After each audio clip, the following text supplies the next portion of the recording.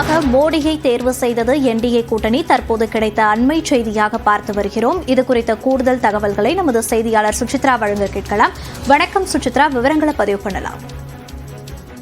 டெல்லியில் நடைபெற்ற தேசிய ஜனநாயக கூட்டணியுடைய கட்சித் தலைவர்கள் கூட்டத்தில் ஒருமனதாக பிரதமர் நரேந்திர மோடியை மீண்டும் பிரதமராக தேர்வு செய்து தீர்மானத்தை நிறைவேற்றியிருக்கிறார்கள். அதனுடைய அந்த தீர்மானமானது தற்பொழுது அதிகாரப்பூர்வமாக வெளியிடப்பட்டுள்ளது. மூன்றாவது முறையாக பிரதமராக நரேந்திர மோடி தற்பொழுது பதவியேற்க உள்ளது மிக முக்கியமாக பார்க்கப்படுகிறது. ஒட்டுமொத்த தலைவர்களுடைய அந்த ஆதரவு அளிக்கப்பட்ட அந்த கடிதத்தை பெற்று அதற்கு பின்னர் இந்த ஒரு தீர்மானமானது இன்று நடைபெற்ற அந்த தேசிய ஜனநாயக கூட்டணியுடைய கட்சித் தலைவர்கள் கூட்டத்தில் நிறைவேற்றப்பட்டுள்ளது.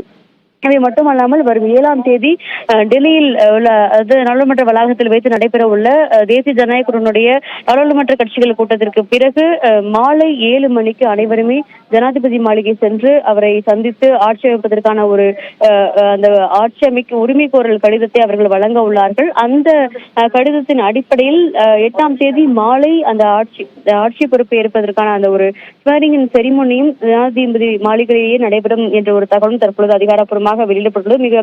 இந்த தீர்மானத்தின் அடிப்படையில் அவர்கள் அந்த 7ஆம் தேதி மாலை 7 மணிக்கு குடியரசுத் தலைவரை சந்தித்து தங்களுடைய அந்த அதிகாரப்பூர்வ கடிதத்தையும் சமர்ப்பிப்பது மட்டுமல்லாமல் ஒட்டுமொத்த தேசிய ஜனநாயக கட்சியினுடைய கூட்டணி எம்பிக்களையும் அழைத்து சென்று அவர்கள் அந்த ஆட்சி அமைப்பதற்கான உரிமை கோரலை முன்வைக்கொள்வதை மிக முக்கியமாக பார்க்க வேண்டும்.